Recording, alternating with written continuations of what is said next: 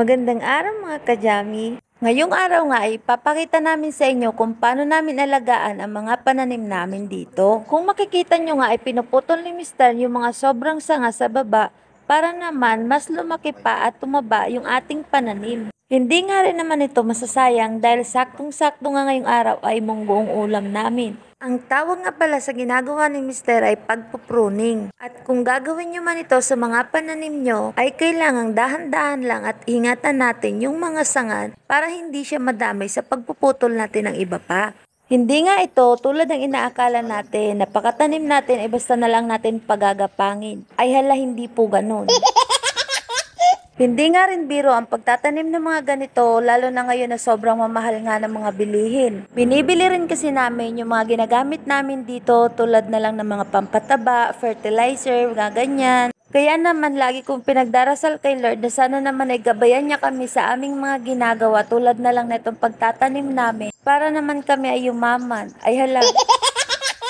Pero malay nga natin, baka ngayon ay marinig na ni Lord yung ating mga panalangin. Kaya naman ngayon pa lang ay nagpapasalamat na po ako agad. Pero syempre, hindi lang yun ang dapat nating ipagpasalamat kay Lord. Dahil sa pagising pa lang natin sa araw-araw ay dating blessings na. Kung mapapansin nyo nga rin ay may mga bakod yung aming pananim dahil pinasadya talaga to ng aking mister para naman maiwasan yung pagkain ng aming mga alagang manok. Naawa nga ako sa mister ko dahil sobrang tiyaga niya nga umakyat at bumaba sa bundok para lang kumuha ng mga kawayan ay pambaba ko dito. Sinubukan niya na rin kasing lagyan ng net sa gilid pero sadyang makukulit talaga tong mga alaga namin lumilipad.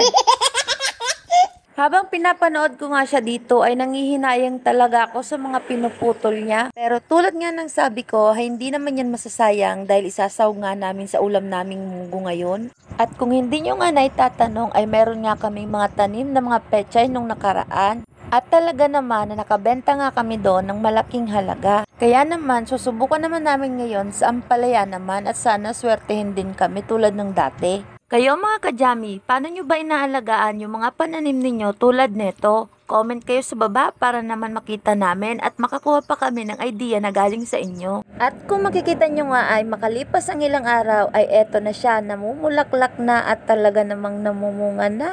Napakasarap ngang pagmasdan at talaga namang nakakapawi ng pagod. At makalipas nga ang ilang araw ay nagtimpla naman si Mr. ng mga pampataba para naman ilagay niya dito. At kung makikita nyo nga ay ganito nga yung ginawa ni Mr. ko, talaga namang napakaganda.